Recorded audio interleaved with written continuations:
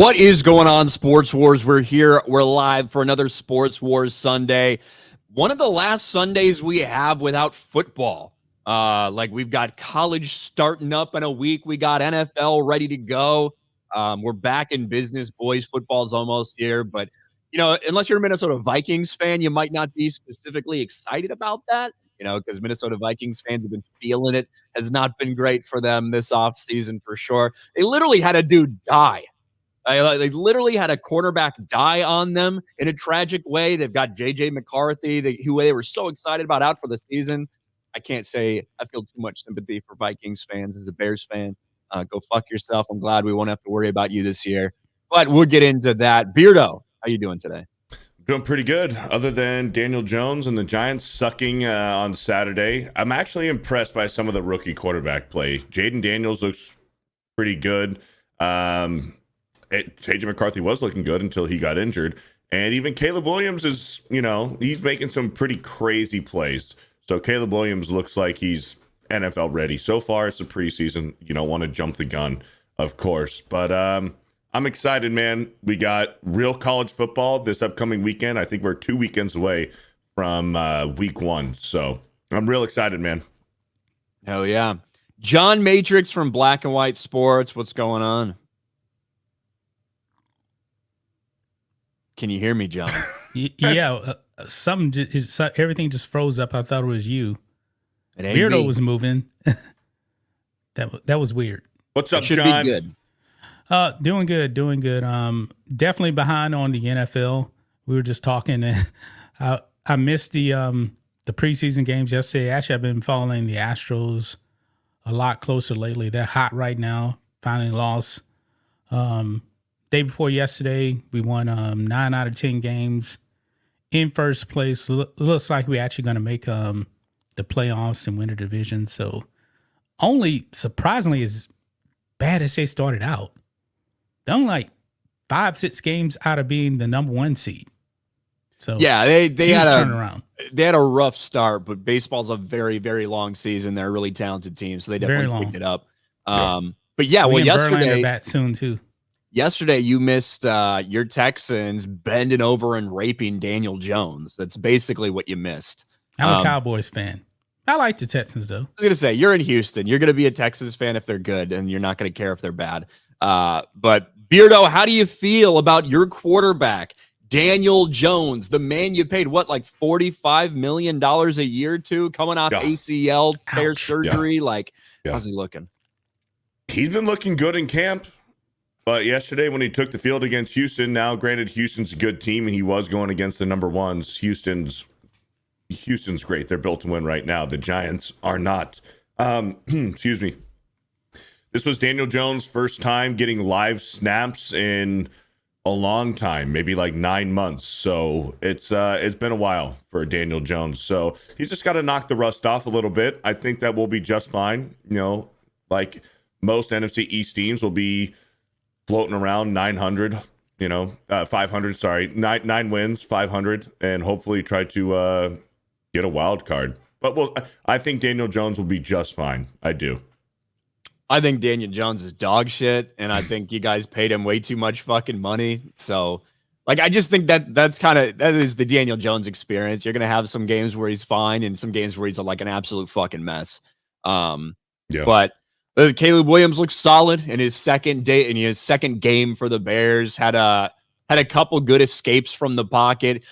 It's crazy having a quarterback that can use his feet, but is also a really good passer of the ball instead of Justin Fields, which Pittsburgh's going through it right now. That's one of the things I wanted to talk about today. Some of the quarterback battles we have going on. Russell Wilson and Justin Fields. You've got Bo Nix versus the field with the Broncos. And you've got Raiders, a pretty tight battle with the Raiders as well. But we'll get into that. Let's address some of these super chats real quick. Zenny Biscuit for $20. Big news for horse racing in my state. The Virginia Derby is now a Kentucky Derby qualifier. It's being moved from the summer to March and from turf to dirt. Mom and I make a girls trip for it. Very excited. Well, that is cool, Zenny Biscuit. Cool. Kentucky Derby qualifier moving to Virginia. Very cool. And thank you for the horse racing info as always. Sam just became a YouTube member. Thank you. Our man Dom H with 10 Sports Wars gifted memberships. Thank Oh, you. yeah. Jose Taco. Is there a reason the live stream become delisted? I do that with every live stream on this channel just because, well, one, we reuse the clips, and two, there's like, if you just leave a bunch of live streams public on your channel, sometimes it's not great for it. It just depends. That's what I do with all my stuff on my channel. That's what we do here on this channel. Before we started the daily show, it's what we used to do for every single stream on Geeks and Gamers as well. Dingus for 199. Throw that mighty shield Beardo. Yeah. And the new Fortnite season has a Captain America shield, and me and Dan and Jeremy were playing last night. We were just, I don't know, we were just throwing around that Captain America shield. It's pretty fucking fun. Nice. And, you know, just for anybody, like, if you can't watch the live stream while it's happening, one, it is always still public over on Rumble. You can always watch it there. Or if it's in your YouTube notifications, as long as you have notifications turned on, you can always go back and see it in your notifications and watch it. Just because it's unlisted, it's still watchable. It's just not public. Chris Pruitt for 5. Will you guys be doing a fantasy football stream? It's been a few years since I've done fantasy football. Need some examples of a mock draft of who I should grab. We may or may not do a stream on it. I'm definitely probably going to do a couple things and send them out there to the community. Maybe like a weekly pick'em league and stuff like that too. That could be fun and a bunch of people could get involved in. But thank you, Chris. Yeah, like if it's been a couple years since you've done it, I don't know if watching us is going to give you any like key advice, but we'll see. Dandy for 199. Thoughts on the NBA schedule? I don't know. I don't know if the NBA schedule just came out or not. It's an 82 game season. Really, the only things I typically look at are like Christmas Day matchups. That's the big day for NBA, but I haven't seen anything yet. Yeah, the NBA, everybody plays everybody. So there really isn't a big deal on the NBA schedule like the NFL. Yeah, like it's not nearly as big of a deal as that. Yeah. Rob, good morning, gentlemen. And I use that term loosely. Good. John Getz for 2. Steelers drafted tons of O-line. Line still sucks. Garth Knight for 5. Fellas, was wagering on those XY Olympic boxers available on any sports books? I looked, but I couldn't find on DraftKings. I'm sure there were some out there. I don't know if any of like the big typical sports books that we're used to talking about, I don't know if any of them, actually had women's Olympic boxing on there. I know you could find it in places, but I wasn't looking for that. But it would have been a good idea to bet on the men in the women's tournament. Certainly, well, you probably wouldn't have made much money though, betting on them. They were the favorites. Yeah, exactly. They were the favorites, I believe. I know Alex Stein made a video about that at some point, about talking about the betting odds or whatever for these men.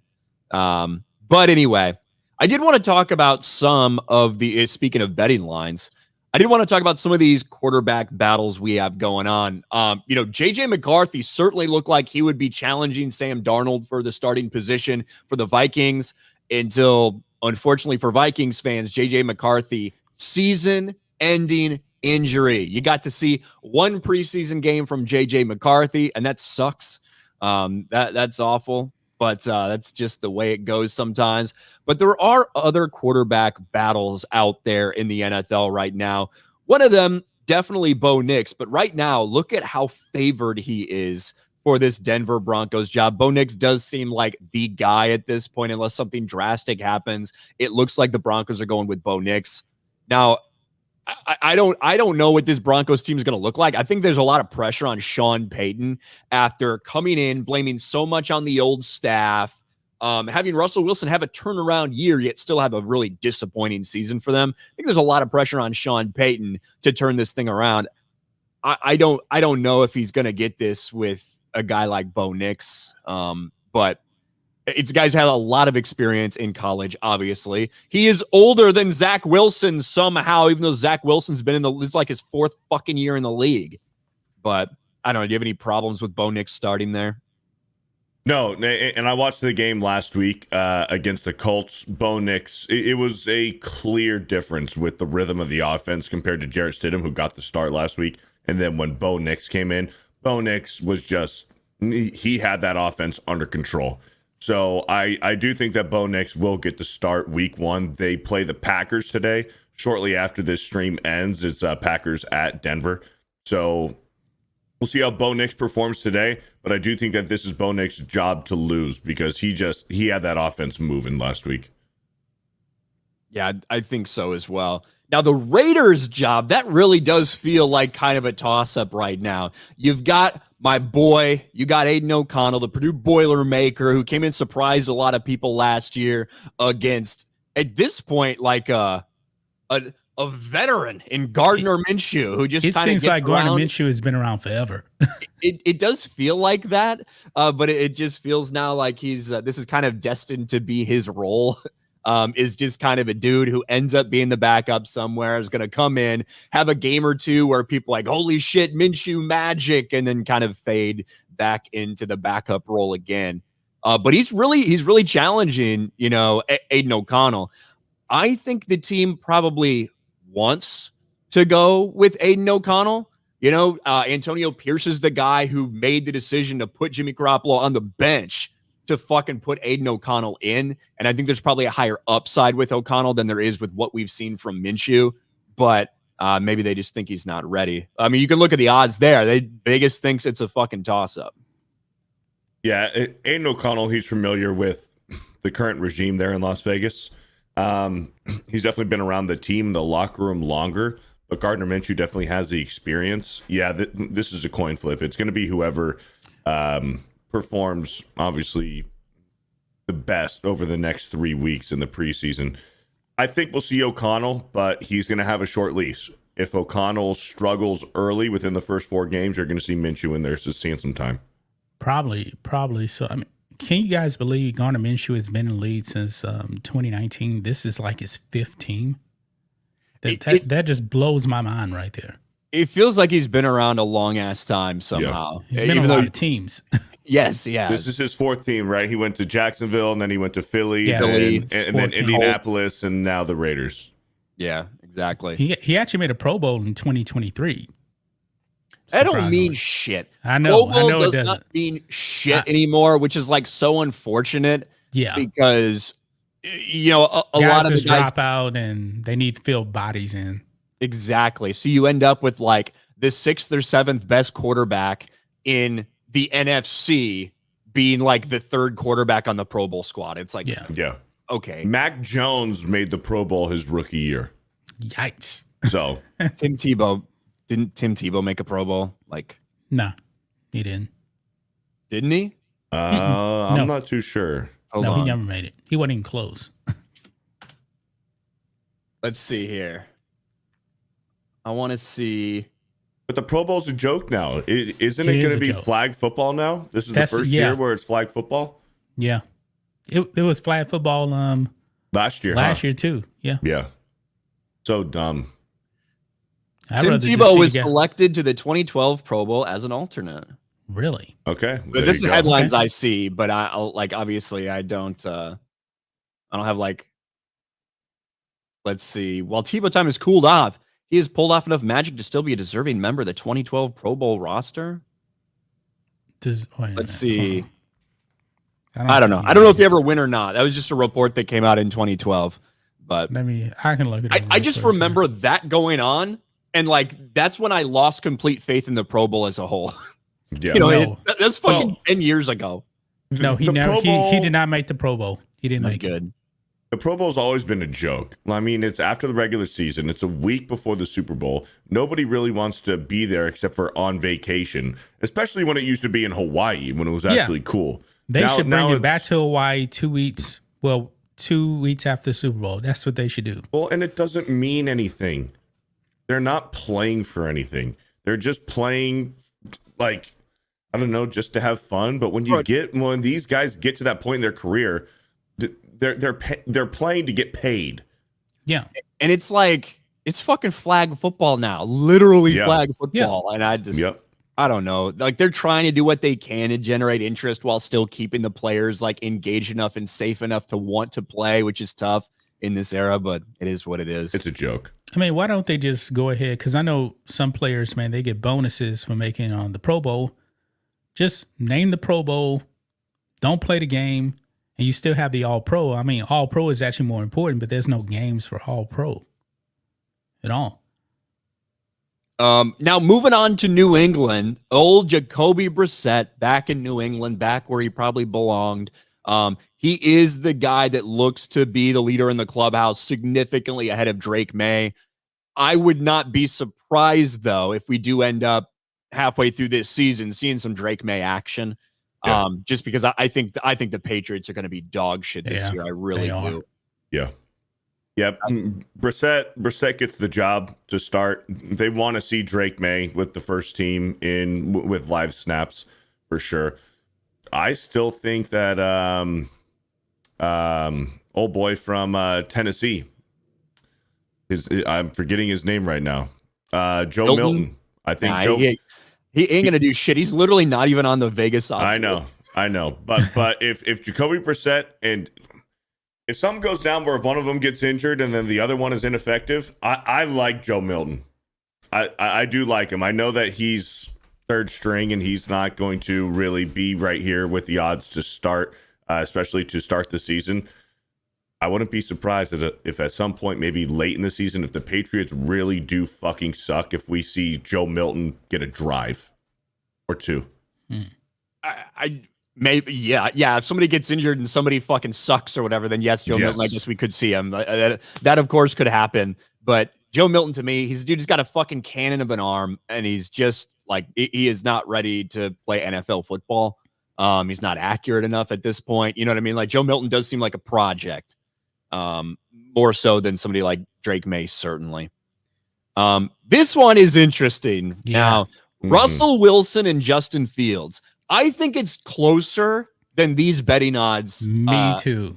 Yeah, I think it's closer than these betting odds would lead you to believe, because Russell Wilson, coming off injury, hasn't had a ton of time to work with the offense.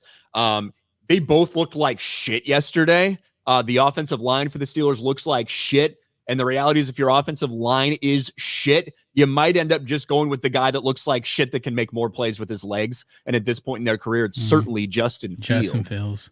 I think Wilson's going to get benched eventually. That's what I think. His days are numbered. It's just crazy we're having this conversation.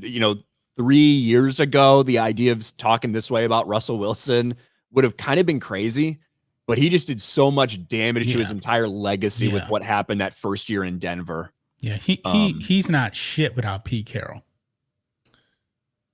I don't think that there's any way in hell that Justin Fields starts week 1 for the Steelers. I think this is not week 1. Russell Wilson is absolutely starting for the majority of this season. I think that Russell Wilson will start week 1, unless something crazy happens. However, the way Mike Tomlin is talking about this, he is making it sound like it's a quarterback competition, like openly. That's what he said. He's trying to light a fire up underneath Russell Wilson's ass. He's trying to make him a little bit uncomfortable. And he has no necessary dedication to either of these guys, right? Like, this is both their first year on the team. Yeah. Mike Tomlin's really looking for another 9-8 season to keep that, another mediocre 9-8 season to keep that record going. So, we'll see. And obviously, we know about what happened to J.J. McCarthy. Sam Darnold gets that one by default at this point. But I know where there's no quarterback competition. That's the Chicago motherfucking Bears. It's Caleb Williams or bust. Although I do like Tyson Bagent. He's cool. But it is going to be Caleb Williams. And he's looked really solid so far. Yeah, he's looked good. I'm impressed. And they've got weapons. They just do. Yeah. You look at the wide receiver core. You look at Keenan Allen. You look at the rookie Roma Dunze they just got, who they connected on a great play, a kind of a broken play yesterday. And obviously, you still got DJ Moore, who's a boss. And then, of course, just the getting Swift as your running back as well is massive for them. Not only a dude who's skilled at the running back position, but is also going to be able to catch passes out of the backfield. I'm expecting big things. Big things from the Bears. Joe Bob Purdue for $1. Thank you, Joe Bob. Connor Akers for $2. Aiden O'Connell's the only AOC I can tolerate. Eric K for $5. Ryan, which will happen first? Caleb. And then he follows it up because obviously he hit a wrong button. Ryan, which will happen first? Caleb kissing his boyfriend during a game or going to his boyfriend crying during a game? As strange as it sounds, although if I were putting betting odds, I would put it in favor that Caleb Williams has had a sexual experience with a man at some point in his life. He reportedly does have a girlfriend. So I don't think we'll see the boyfriend on the sidelines if there was one. Emilio with 20 Sports Wars gifted memberships, dropping bombs, and renews his own membership. Thank you, Emilio. And then Connor for 2. Sierra ruined Russell Wilson's on-field confidence. What Could ruined be. Russell? Go ahead. I was just to say, could be. What ruined Russell Wilson was people like him being such a fake fuck. That's what ruined him. Yeah. Like when he starts doing fucking all these commercials and all these fucking cringe TikToks and like clearly trying so hard to appear to be something to different people. When he talks to black people, all of a sudden he fucking puts on a black accent. When he talks to white people, he speaks a different way. Like people just started really seeing clearly through him. They're like, this dude's fucking cringe and fake and gay, you know? And that at the end of the day, it was like kind of the downfall for Russell Wilson. And I'm not saying he's like a bad dude or anything. I'm just saying like he's very artificial and people don't like that shit. Yeah. You guys remember that Subway commercial? Oh, God. Oh, yeah. It was Spicy. It's spicy. What a fucking tool. Yeah. What a piece of shit.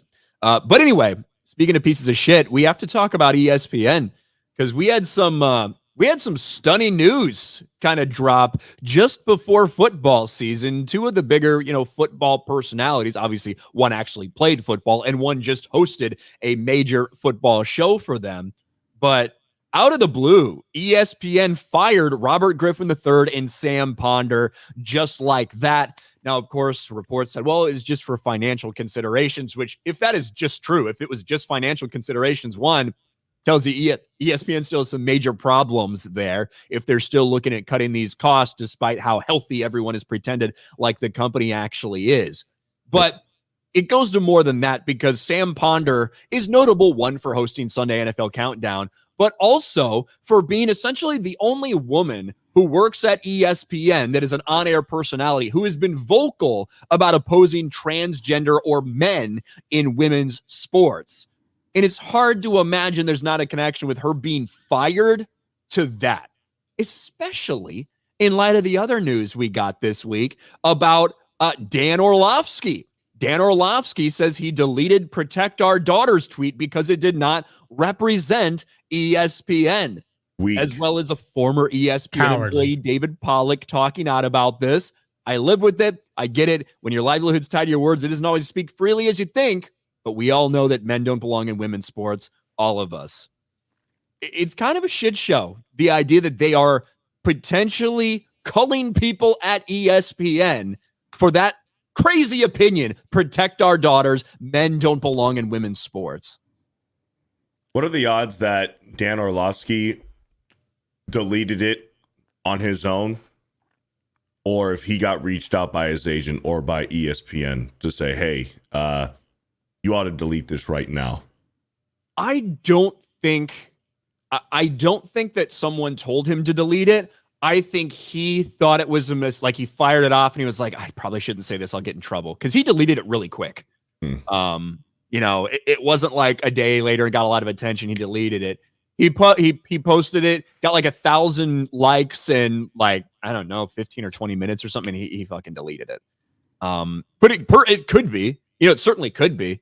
Mm-hmm. Kirk Herbstreit had a similar response, and his is still up. And he actually went on Outkick the coverage, or Outkick with Dan Dockage, and said, hey, you know what? I'm done giving a shit about this. For the last 3 years, I've kind of kept quiet. I consider myself a little more traditional about stuff. I'm tired of turning the other cheek. And I put it out there because I thought it was a no-brainer. And I don't give 2 shits if people got mad at it. And maybe when I retire, I can finally speak as freely as you can. That's what he said.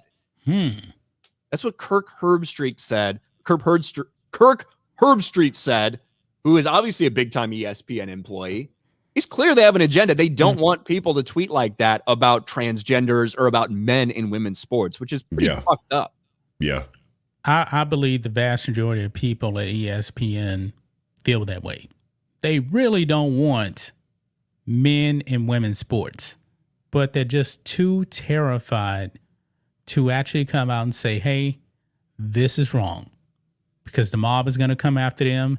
ESPN is going to panic. I don't even believe that the ESPN executives believe that men should actually be in women's sports, but they're not going to come out there and actually say it. I can't think of anybody in their right mind that would truly want a man in women's sports. There's got to be a few of them on ESPN that do. Oh, yeah, definitely a few of them. But I think the vast majority are probably just too scared to go against the narrative, go against the agenda. But with Kirk Herbstreit, he's almost too big to be fired over there at ESPN because he is the college football game day. I mean, I know Pat McAfee has kind of taken it by storm, but Kirk Herbstreit does game day, and then he goes and calls a game after. Like, he's been there for so long, almost probably closing in on 20 years or more. Like, he's almost untouchable there as far as getting fired. He is the voice of the biggest games in college football, Yes. and has been for a long time. So that's probably why he feels like that he can say that, and might get a little smoke for it, maybe. Now, let's not forget Kirk Herbstreit also did have one of the most embarrassing things we've ever seen when he started crying about some random fucking black kid in a hoodie or some shit. I don't even remember what that was. That was during 2020. Yeah, exactly. That was all they were doing the entire, we got to bow down to the Black Lives Matter crowd, and that was a very embarrassing moment. But I have no doubts that a lot of people at ESPN feel like they can't speak out or they're fearing of being fired, just like Sam Ponder was. And Dan Orlovsky going to keep his job because he deleted this fucking tweet. Mm-hmm. But, I like Dan Orlovsky as a on-air commentator guy. I've always enjoyed a lot of his breakdowns and stuff. And I think he, works well when he comes on Pat McAfee's show and things like that. But obviously a very cowardly move and the very idea that protect our daughters doesn't represent ESPN. Kind of fucked up place to be. Yeah. Yeah, that's wild. I do think RG3 will get a job somewhere, though. Whether it's with Amazon or CBS or Fox. I find RG3 as a sports personality annoying. I feel like he's try hard, and shit like that. But certainly, and also the croissant picture, that was just too gay even for ESPN. That was like one step too far. Man, you just deep-throated and cupped the balls of a croissant. You posted it for the world to see. We're fucking done with you. But yeah, I do think RG3 will, and he'll probably do his fucking podcast more, or whatever all these guys end up doing as well. Yeah. Yeah. We'll see. Let's see. Where was this? Oh, the croissant pick was too gay for ESPN. Very appropriate from Stone Cold's beer cooler. Garth Knight for 5. Leslie Headland counseled Dan Orlovsky about his tweet. I don't know about that. But maybe there was a little bit of crossover between the different Disney properties. There also was a story. John, I know you guys talked about this morning. We've seen Major League Baseball over the last several years have absolutely no problems getting inherently political, whether it's with Black Lives Matter shirts on the field, kneeling during national anthems, gay pride shit absolutely everywhere, incorporated into Major League Baseball at this point. But apparently for a Trump supporter who went to a Mets game wearing her MAGA hat, she was told, I'm sorry, ma'am, you can't wear that here. That's just way too political, which this story is kind of crazy. Trump supporter prevented from entering Mets Stadium with MAGA hat. Political discrimination. A Trump supporter claimed she was prevented from entering a New York Mets stadium while wearing a Make America Great Again hat and labeled it political discrimination. And, this is the woman in question who then did take a picture outside of Citi Field. Audra Moody, 64, claims she was made to remove her MAGA hat at Citi Field on Wednesday. And this was kind of the post that initiated some of this stuff from Christopher Joseph over on Facebook. This is another person who was terminated for refusing the vax. This is somebody who's become very involved in the Republican Party. And she just wanted to go wear her MAGA hat while a bunch of other people in the Republican group that she's in went to a Mets game. And for some reason, she gets stopped, told by a Mets employee, no, ma'am, you can't do that. That's a political statement. You're not allowed to do that. And after a series of arguments, she was told she couldn't even put it in her bag. She had to go back out to her car to put it away. She eventually did and walked back in. Now, to be clear, the Mets have responded. They've apologized. They've said, you know what, this employee misinterpreted our thing. That's not something that should have happened. But at the end of the day, this is just kind of a reality. If this had been a Biden hat or a Harris hat at this point, if this had been a Black Lives Matter hat, if this had been any sort of other political statement, this never would have fucking happened. But it happens because a black woman goes in there wearing a MAGA hat and gets told by Citi Field, by Mets employees, no, sorry, man, that's too fucking political. We're not down with that. From Major League Baseball. What a joke. Yeah, and you have to wonder if maybe she started off being a little bit disrespectful or mouthing off to the employee. Like maybe the employee gave her a sour look at first, which a lot of people do when they see people with MAGA hats. They give them like a little side eye. So maybe she made a comment on the disrespectful look that this individual might have given her. You never know. I mean, it's not... I don't think that he just said, hey, you with the MAGA hat, you're not allowed in. There was probably some back and forth with some disrespectful comments that led him to take that kind of stance, is what I think is more realistic. Well, according to if that's what happened, that's not what the Mets said. So. No, according to the article, the employee told her, hey, you can't wear it in here. She basically said, all right, I'll just put it in my bag. And the employee told her, no, you need to leave the stadium and put it in your car. So they just didn't want it in the stadium, period, even if it wasn't even seen. And the Mets did come out and say, hey, this person messed up, because 8 other people got into the stadium with MAGA hats. Yeah, and probably were potentially going through different entrances or different scanners or whatever, right? It was probably just a fucking rogue, fucking left-wing lunatic employee who didn't want this to fucking happen. Now, in terms of your theory, Grado, who knows about that? There's no reports about anything about that person still represents the Mets, because it was a Mets employee that kicked her out. Yeah. And it just does show the double standard, right? And it's good of the Mets to very quickly get ahead of this and put it out there that, hey, this should not have happened. This was a mistake. Because if they had backed their employee or had not said anything, this would have been a ginormous shit show for them, especially with how much MLB has virtue signaled over the past couple years with left-wing politics and ideology. Yeah. Including moving the fucking All-Star game. We remember that, right? That wasn't that long ago. They moved the fucking All-Star game from Atlanta. Yep. Jesus. Purely because of election shit. That's wild. Wild.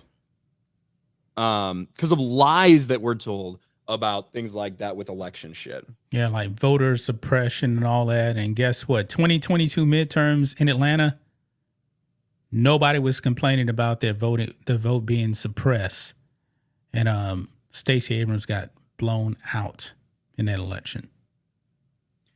I did quickly just want to mention too, UFC 305 was last night. We had a big fight, a title match between Dricus du Plessis and Israel Adesanya, and Dricus took him out. Submission of Adesanya, and obviously it's tough to play any UFC clips because we always fucking get copyright claimed by them.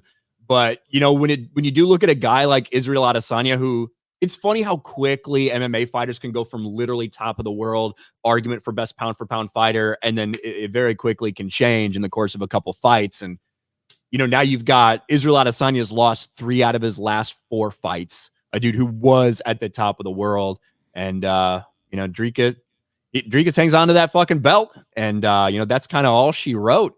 And we'll see what happens. But the fight was okay. I did watch that fight. I didn't watch the entire card. But he just got him on that submission, and Israel Adesanya had to tap out. But I don't know if you got to watch any of it all, Beard. I know sometimes you catch him. I saw some of the clips. I saw the submission and everything, and then I seen that he called out Pereira. I think he called out Pereira, or Pereira posted the picture that he's ready to fight. But I think Strickland is next for the belt. Potentially, it all kind of depends on who's in what fight rotation and what UFC actually wants to set up. I'd certainly love to see Sean Strickland get a shot. That'd be fantastic. I love Sean Strickland. He's always entertaining as shit too. I saw Israel. He tried to do the Max Holloway let's do it right here and like let's throw some blows and like no joke, like 15 seconds later he got tapped out. Yep. Pereira, someone says Pereira called him out. Pereira is like a fucking, like right now when you look at UFC in terms of who like that guy is, when you look at the run that he's had, it's tough to argue that it's not Pereira. He's a fucking monster right now. And everybody knows it. Yeah. And everybody knows it. Shout out to our audience over on Rumble. We appreciate you guys watching over there. John Getz for $1. The 17th game now is inter-conference, so I think maybe the Pro Bowl could be after the Super Bowl and determine which conference gets home field in those games. I don't think any team needs home field in the Pro Bowl. It's usually played at a neutral site, you know, like, so it doesn't really matter. Just bring it back to Hawaii. Bring it back to Hawaii. Yeah. Give these guys a fucking vacation. That was one thing. Did people want to come to, listen, I live in Orlando. Did people really want to come to Orlando, like, and hang out with a bunch of other NFL players? I guess maybe if they're going to the theme parks or whatever, maybe. But I feel Orlando's great, But Hawaii is part of the U.S., but it's just different. Yeah. They're going on vacation after a long season. A lot of people in Hawaii fucking hate America, by the way. They fucking despise America still to this day. But they'll fucking get over it eventually, maybe 100 years from now. We'll see. They've only become a state in like the 50s, right? They've still got people. They've still got fucking ancestors that have been telling them they should hate America for all these reasons. So they'll get over it sooner or later. Bring it to Alaska, and people freeze to death up there. I don't know. People go to fucking like cruises in Alaska and stuff like that. Yeah, that's wild. Fuck that. I don't got any desire to do shit like that at all. We did have to talk about Caitlin Clark's big return. Certainly after Caitlin Clark's snubbing from the Olympic team, and that really does feel like what it was at the end of the day, especially after we saw some of the very poor performances from people like Diana Taurasi that did make it on the Olympic final cut, and they damn near lost the gold medal in embarrassing fashion in that last game. And a lot of people said, you know, if Caitlin Clark had been here, way more attention would have been paid to it, and it would have probably been more valuable to have her than some of these other people on the roster. Well, Caitlin Clark was ready to get back into action, and she did exactly that. She had a crazy night against, ironically, the Phoenix Mercury, Diana Taurasi's team. She had 29 points, 10 assists, had some great three-pointers, some incredible passes as well, and kind of letting everybody know she's still here and she's not going anywhere. And this all came as the Phoenix Mercury seemed to think it was a good idea to troll Caitlin Clark by implying that Diana Taurasi was a bigger pull than her. Diana Taurasi now should be pretty fucking embarrassed, and rightly so. Caitlin Clark humiliates Diana Taurasi and forces her to eat her words. Because if you remember, a lot of WNBA, veterans had a big problem with Caitlin Clark coming into the league, had a big problem with all the attention that she was getting paid. I would say Diana Taurasi probably qualified as one of those people. Listen to this from back in the day when Scott Van Pelt had Sue Bird and Diana Taurasi on to talk about what Caitlin Clark's going to do in the WNBA. When the college guys come out, they're waiting for him. I mean, Camilla's coming, Caitlin's coming. There's more than just that are coming. What will the league have in store for them when they get there? Look, SVP, reality is coming. Okay. There's levels to this thing, and that's just life. We all went through it. Of course. And you see it on the NBA side, and you're going to see it on this side where, you look superhuman playing against 18-year-olds, but you're going to come with some grown women that have been playing professional basketball for a long time. Not saying that it's not going to translate, because when you're great at what you do, you're just going to get better.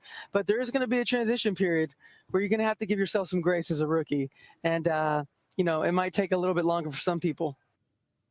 Yeah. Yikes. Funny because with the win last night, Caitlin Clark and the Indiana Fever swept Diana Taurasi and Brittany Griner for the season. Not only did the Indiana Fever sweep them, but because the only other game they played against each other was Team USA versus the WNBA All-Stars, Diana Taurasi has now lost every single game that she played against Caitlin Clark this season, including the exhibition ones. So you're right. That's funny. Reality is coming, Diana Taurasi, you old washed up hoe. She had a great fucking career. Yeah. But the people She's that old were as shit. She's 42. she is. But all the people that were like so actively rooting against Caitlin Clark, including WNBA veterans, despite the fact that she's elevated like the league and the game and the amount of people that are watching and all this stuff. And then she has come in and she's played incredibly well. I do think when it was all said and done, when you look at that roster, you look at some of the people that were added to that roster that absolutely delivered nothing to them. Caitlin Clark should have been on the Olympic roster. And they also had a lot more eyes tuning in. But this is just how it is. It's fucking embarrassing, though, for Diana Taurasi and the Phoenix Mercury, especially after trying to troll Caitlin Clark, to have her show up and stomp on them hard. Yeah. Remember, Caitlin Clark really didn't have an off season. Once the NCAA playoffs were done, she jumped right to the WNBA. That Olympic break did her some good because she came out and just destroyed the Mercury the other night.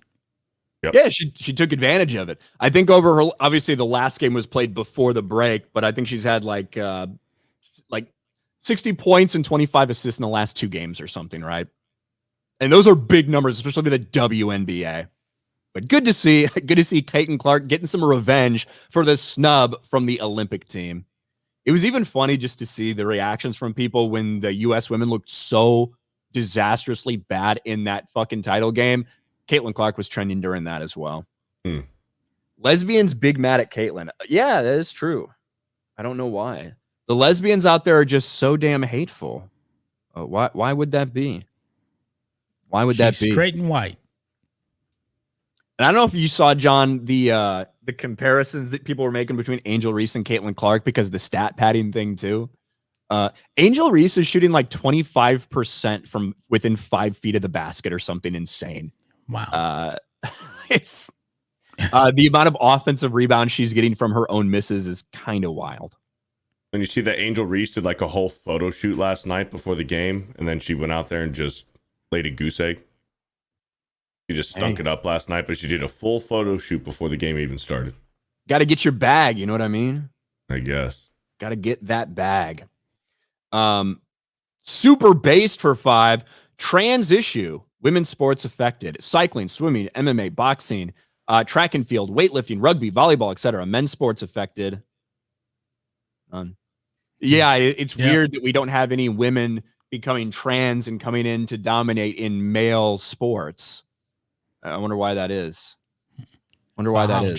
I do think there have been a handful of people that have competed. That have competed. Women who pretend that they're transitioning and now are becoming men have competed, and it has not gone very well. Yeah, Isaac Hensig, remember the swimmer? Yes. That's the only person that really comes to mind. Mike Hill for 10. Ryan, I want to thank you for Justin Fields. Steelers play like this, the regular season looks like Mike Tomlin's winning season record might come to an end. Bro, if it's a combination of Russell Wilson and Justin Fields that ends Mike Tomlin's like streak, that is actually going to be fucking hilarious. Mason Rudolph and Kenny Pickett kept that streak alive. Yeah. It should have ended last season, man, but the Steelers, man, they're just so well ran that they just gonna win games no matter. Good question. I don't know. Steelers depth chart. Is Mason Rudolph still there? No. Mason Rudolph is somebody else now. I remember. I know Kenny Pickett moved off to Philly, but he might get cut. Oh, Kyle Allen. Kyle Allen. That's right. Yeah. When was the last time the Steelers had a losing record? Mike, I don't think in the Mike Tomlin Bill era. Cowher. Right? I don't even think Bill Cowher really had a losing record. Maybe he had one. I'm sure there was some, but Mike Tomlin streak. Let me look at that off. Tomlin holds the record for most consecutive non-losing seasons to begin a coaching career with 17 and has never had a losing season. So this is going on a long time in for the Steelers. Yeah, they have not had a losing. Now, some of those were 8-8s, right? back when there were Yeah. 16 game seasons. So it's not like it was a winning record every year. But obviously They now weren't it's a under 17 game 500. season, you can't be 500. So, it's either got to be 9-8.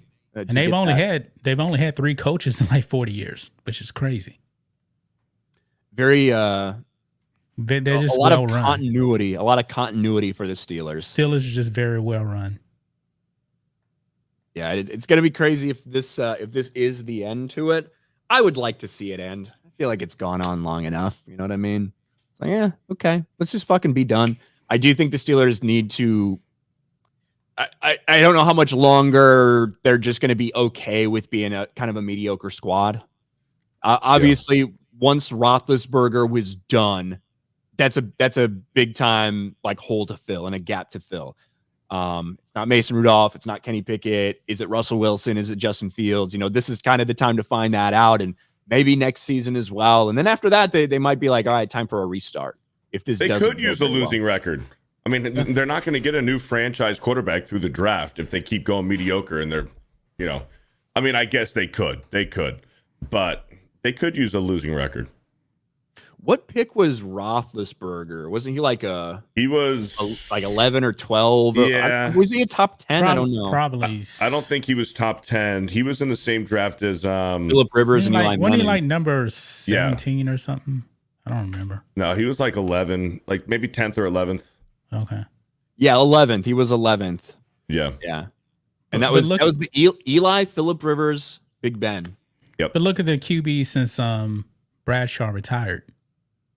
I mean, Tommy Maddox, Cordell Stewart, yeah. O'Donnell went to the Super Bowl. So they've proven they don't need great quarterbacks to even just win games. Well, yes, but we're also in a very different era of the NFL.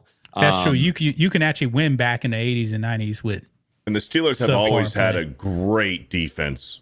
Yeah. Phenomenal defense. And like the first Steelers Super Bowl that Roethlisberger won with them, that was a very different offense and Ben Roethlisberger and everything. This was a fucking running game. This was a great defense. Like that's what carried them. Roethlisberger was throwing he was like all 13 time. He was all time horrible in that first Super Bowl. That was probably the worst QB play you ever saw in the Super Bowl, and he won. Well, Antoine Randall threw that touchdown pass. Not Roethlisberger. Yep. But it was very early. And obviously, even, when Tom Brady first came in, he wasn't throwing the ball necessarily but he wasn't much as we ended up seeing a little bit later. But for Roethlisberger, it was very much, they relied on the defense. They ran the ball a lot. Roethlisberger was very limited with how much he threw. And that was it. Now, that second Super Bowl, things had changed drastically. And Roethlisberger, that offense really grew and grew and grew. That's not completely true with Tom Brady because his second season, after he won that first Super Bowl, people forget, man, he led the league in touchdown passes. And he also led the league in passing yards like the next season after that. I mean, but it's just different the way the game is played now. Versus I just mean like when you first saw Brady come in, it wasn't as Tom Brady heavy as we became used to the Patriots being in their later years, right? Right. Right. But because he was fucking young. He got better as he got older. Well, I mean, all guys are going to fucking get better and better. And typically we're going to see him end up peaking around that 27, 28 when they've got the experience, but still got the health and everything like that. You've got a really good balance until you start losing a step.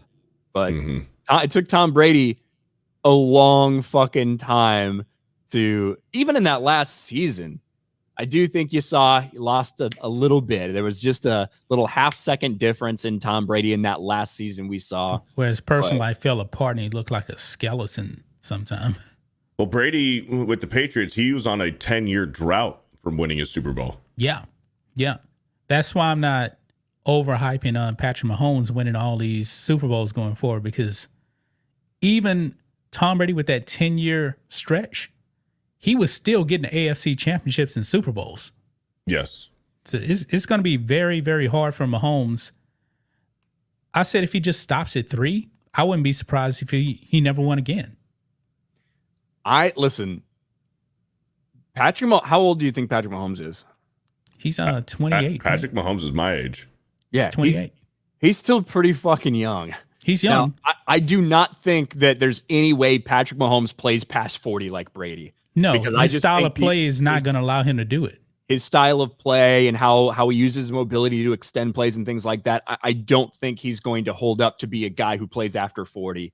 But, dude, as many pieces as they've lost over the last couple years, you know, wide receivers, like a guy like Tyreek Hill, arguably like the best weapon in the league, he fucking leaves and they almost don't seem to lose a step. Yep. But remember that Chiefs team was not great last season at all. No, and they won the Super Bowl. That was actually one of the worst teams in the past 20 years to actually win a Super Bowl, in my opinion. If you mean impressive. one of the teams that, you know, maybe struggled to get it together or like consistently performed at where we expected them to in the regular season, maybe. I don't think there's any way you can look at that team and say they're the worst team in 20 years to win. I said one of. Like, yeah. I think they're better than those Giants teams that won. Who was it? It was another team. I can't think of it off the top of my head, but fucking Nick Foles bitch ass. The Eagles. Yeah. Or even Denver. I mean, that Denver team had a stellar defense. That Denver team defense was just lights out. DeMarcus Ware and Von Miller was just fucking crazy. Yeah, they were insane. Fucking faking gay Super Bowl with fucking Panthers and Cam Newton. Yeah, they were better than the Ravens. The Ravens that won the Super Bowl. So they're like at the lower end, but they're better than those. You mean the Joe Flacco Ravens? Yeah. With like that aging defense and everything. That was a run though, dude. Joe Flacco was just caught fire on that run. I will never forget, especially because Jacoby Jones recently passed away. Yeah. I will never forget that fucking ball that Joe Flacco was at the divisional or the championship game. It was not the AFC championship game. It was the divisional against the Broncos in Denver, I believe. And it was overtime or late in the fourth quarter. And he absolutely cooked the one DB. And it was, man, to Jacoby Jones. It was an incredible throw. It's like the only thing you could not do in that situation. Don't let Jacoby Jones get behind you. Yep. And you saw that, was it this, because he beat the DB. I think it was the safety who was like backing up, like running backwards. And the ball just kept going and going and going. Fucking hits Jacoby Jones in stride. Yep. That was wild. That was the Colin Kaepernick 49ers that they played in the Super Bowl. And you remember now, the Chiefs offseason, they've had a lot of drama off the field with some of their players. And they still don't have a great wide receiving core, even though they got it together in the playoffs. So it's going to be really tough for them to win 3 straight. Yeah, but Mahomes is just feeling different right now. Did you see his behind the back pass yesterday? I heard about it. I didn't see it. Oh, dude. Yeah. It's retarded. It's retarded the fact that he, one, has the permission to do that and like had the right window. So, yeah, you know what? Fuck it. I'm just going to throw a behind the back pass right here. Retarded. Someone says, don't talk shit about Broncos, you POS. Yeah, you sound really fucking queer. Just saying. Just saying. Broncos fan, like that's the first dead giveaway. But yeah, that behind all I'm saying, like the whole point of the conversation was Patrick Mahomes is still like relatively young and has a chance to win a fuck ton of Super Bowls going forward. To me, the question is not Patrick Mahomes. It's Andy Reid. And how long is Andy Reid? He's older. How old is Andy Reid? Like 65? And obviously he's not in the greatest health. And I'm kind of surprised he hasn't walked away, but he seems to really just be enjoying it, especially with everything that happened with his kid and everything. Like, he's a damn good coach. Still down for a while, but whenever he does feel like it's the time to walk away, that's the time we're going to have to question, how does that change the equation? Because a lot of what they've been able to do has just been because of the way that Andy Reid and his system has been able to utilize Patrick Mahomes and the weapons that they have. I think Andy Reid, as long as he stays healthy and doesn't fucking die, I think he's going to be there for Patrick Mahomes' entire career. I think Mahomes and Andy Reid can go out at the same time. No, he's 66, man. There's no way in the world he's going to be around for Mahomes' whole career. You think that Andy Reid's going to coach another 10 years? He's 66 years old. If they're still winning Super Bowls, and if they're still like the favorite to win the AFC West every single fucking year, I wouldn't be surprised. Dude, look, Tom Coughlin coached until he was in his 70s. I know. Like, to me, Andy Reid has always been a little bit different feeling coach than like the Belichick, they call it, like the fucking hard ass guys who feel like they're going to die on a field. Like Andy Reid's he's always felt a little bit like softer in a way than that.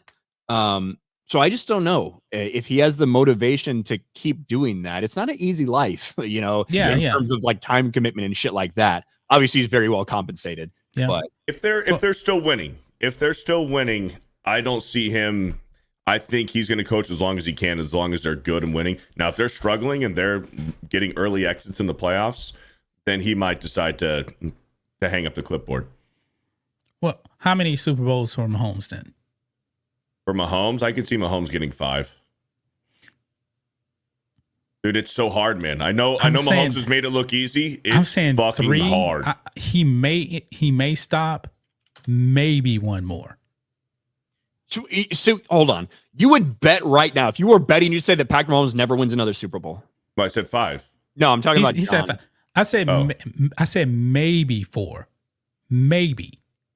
I wouldn't take that bet. It's tough, man. It's tough. If you were like putting fucking betting odds or whatever on Patrick Mahomes, like probably it would be somewhere around like, what do you think Patrick Mahomes, how many will you think he has when he retires? No. The betting odds would probably be the over under on that would probably place at 5.5, right? Like that's probably where you. The thing is, like, I remember my Cowboys in the 90s, much more dominant than the Chiefs. No fucking way. They stopped at 3. The fact that you're basing this on that is so fucking retarded, John. It ended at 3 though. That's what I'm saying. He can win 4. He could win 4.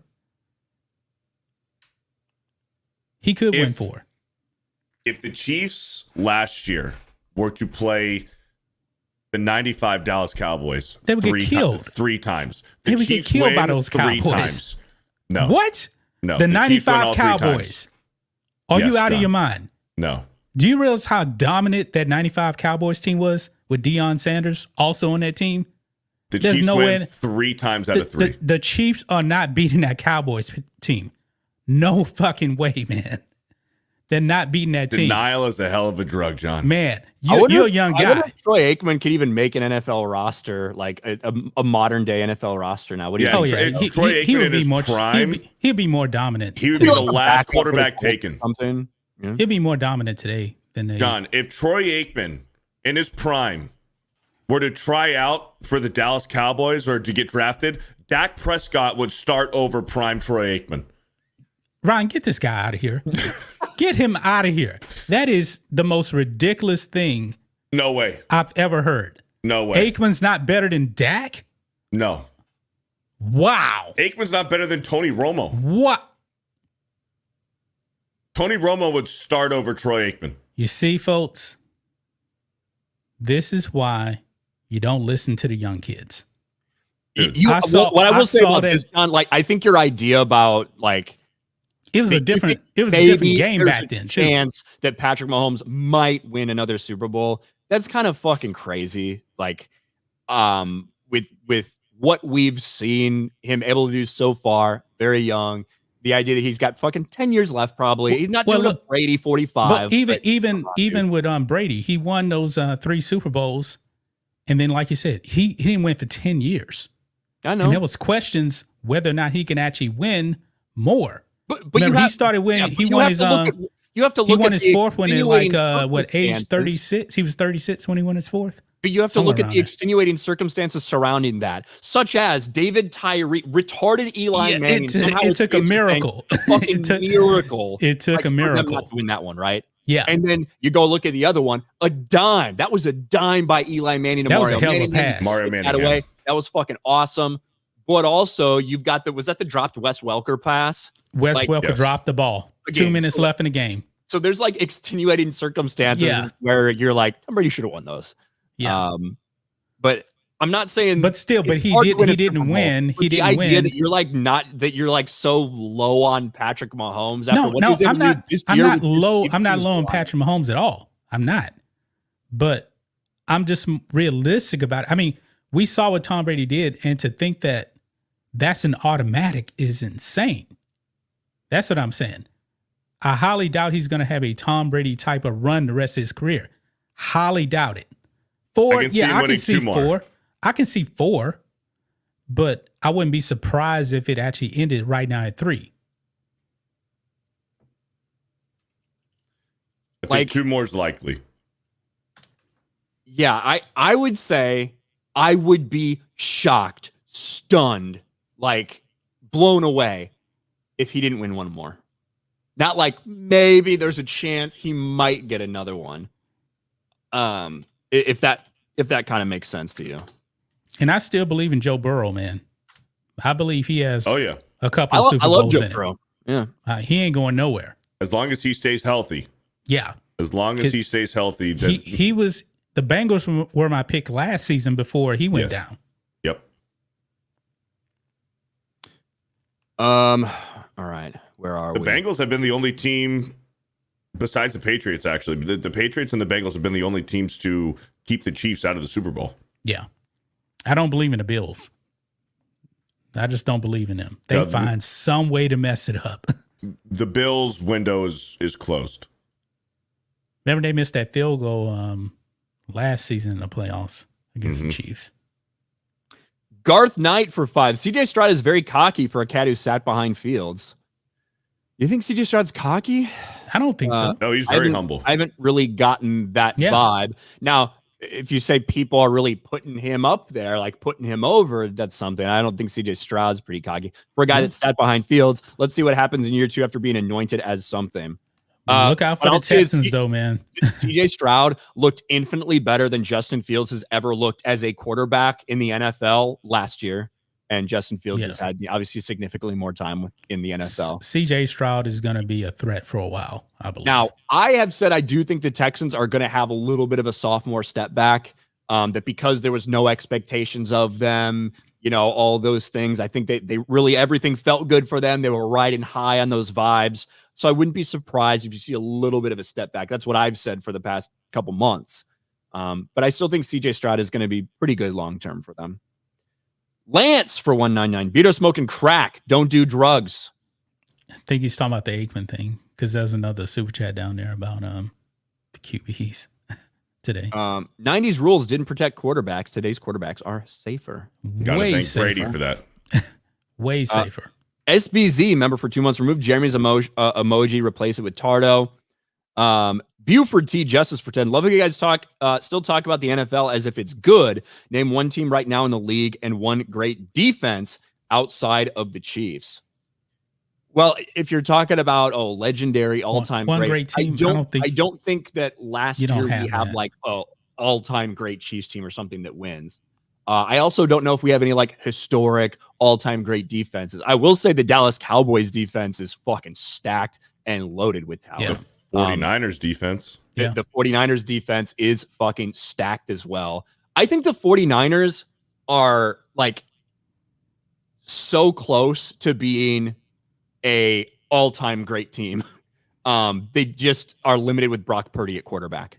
And I think Brock Purdy's been good for them, but I think we kind of did end up seeing that a little bit, down the stretch. I like Brock Purdy a lot. Just from a talent level, I think there's a difference between him and, some of the other potential guys. Yeah. But it's a different game today. It just is. And it's a different game that's been molded around different rule sets and things like that.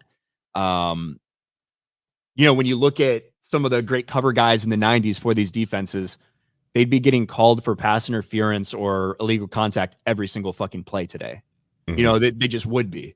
So, like, some of those things might not translate. And the same way, if you take safeties aren't even able to be safeties anymore now. If you take a team from today and put them back in the 90s, they're going to be like physically dominated by in a lot of these different ways, just because the game is different. So anytime we talk about who would win 2024's best team or 1995's best team, the truth is that it's going to depend on what rules you play by. Yeah. And also in the 90s, man, I mean, you were able to keep your teams together. I mean, you had stacked rock. Those Cowboys were stacked everywhere. It's not even close, man. That's why I already believe, man, that even though Tom Brady won those 6 championships in New England, those Cowboys teams are way more stacked than those Patriots teams. And it wasn't even close. I don't think we've ever seen anything more stacked than that 2013 Broncos team, though, for offense. 2013 Broncos, you had Wes Welker, Welker, Demaryius Thomas, Julius Thomas, Eric Decker, Noshawn Moreno, Peyton Manning. That's a hell of a team. That was really good. 2007 Patriots offense, really good. Yeah, that was pretty fucking crazy. That 98 Vikings team, Randy Moss, Chris Carter, didn't win a Super Bowl.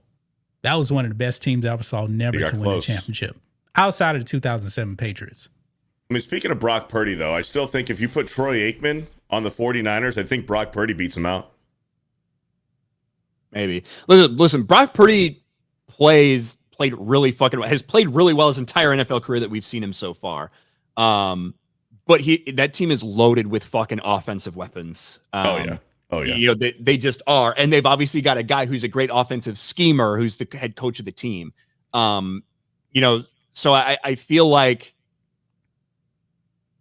if you end up putting a guy, say put Patrick Mahomes on that team, it would be fucking insane, right? To surround him by those type of weapons, because we saw Patrick Mahomes with those type of weapons early in his career with the Tyreek Hill in his prime, Kelsey and stuff like that.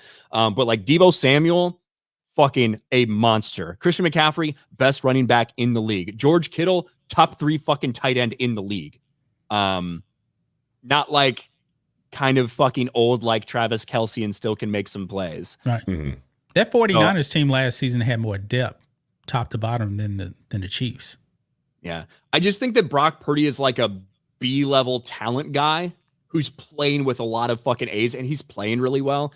But if he were that kind of if he were like a Joe Burrow or a Patrick Mahomes, like this would be considered a fucking all-time great team. I guess that's what I'm trying to say with that statement. Yeah. Now, it's not that I don't think he's good. I think he is really good. And I think they can win a Super Bowl with Brock Purdy. I absolutely think they can, with the other pieces they have surrounding him. Mm-hmm.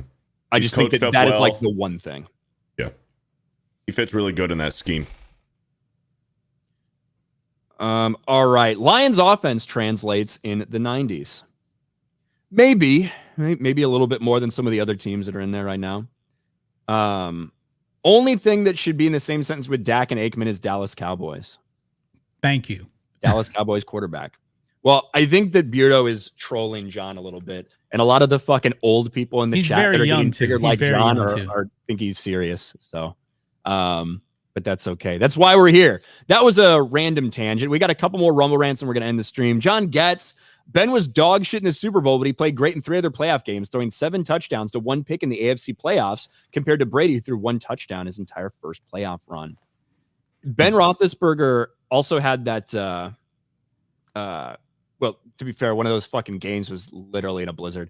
But the Ben Roethlisberger didn't have that shoestring tackle on that against the Colts. That fucking saved their season. I can't.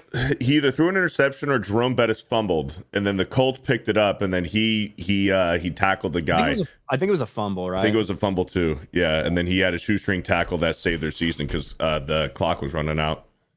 Yeah, that was crazy. But Ben played good against the Cardinals in the Super Bowl.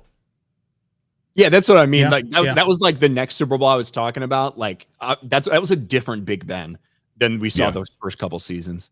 Yeah. John Getz for Buck. The Steelers were also the first 6 seed to win a Super Bowl that season, as none had ever made the conference championship. Beat the top 3 seeds and had to win their final 4 to even get the 6th seed. And then John Getz for a couple here. John, your Cowboys only beat my Steelers that year because Neil O'Donnell threw 2 picks in the Super Bowl on 2 of the worst throws ever. Look up O'Donnell's Super Bowl throws. 92 Larry plus Brown 93, greater than 95 teams for the boys. Wait, say that last part again? What? 93 and 95 were greater than the 95 team for the boys. Yeah, overall, the difference was, man, Dion came. Remember, Dion was dominant on the 49ers. He was the most important player for that 2-year stretch because Jerry Jones said, nah, man. Because remember, the Cowboys lost to the 49ers in the NFC Championship. He's like, I got to get that guy. You know, he brought him over. Fulsome Lockdown. Who do you guys have picked to play John Madden since they shit the bed picking Nicolas Cage, who neither looks or sounds anything like him? I'd go Brendan Gleeson. You know, I actually, like, when I was looking at their side-by-side pictures and their facial structure, obviously Nicolas Cage isn't as fat as John Madden, but there are, like, some facial similarities, but I'll have to see it before I know. Yeah, It's I don't know. acting, I mean, so. remember they got Christian Bale to play Dick Cheney. Doesn't look or but sound anything like him. well, he did in the movie. He did in the movie. Yeah, exactly. I haven't seen the movie, but I'm pretty sure he did. So Someone said Frank Caliendo. Yeah, maybe. Yeah. Frank Caliendo should do the voice. Yeah. Well, they had fucking Kevin James. Kevin James played Sean Payton. They made Sean Payton fat for the movie. He got a little chubby there for a while. But Yeah. that's going to be it. No more fucking distractions. We got to get going. Thank you guys for hanging out. John, what do you got going on at Black and White Sports? Oh, not much. Same old thing. Videos coming later. That's about it. Beardo, what about you? I'm going to watch some preseason football. Just hang out. All right. There we go. Sounds good. I'll see you guys later. I'll do my normal Sunday stream on my channel as well. And thanks for hanging out. We'll be back next week. Peace.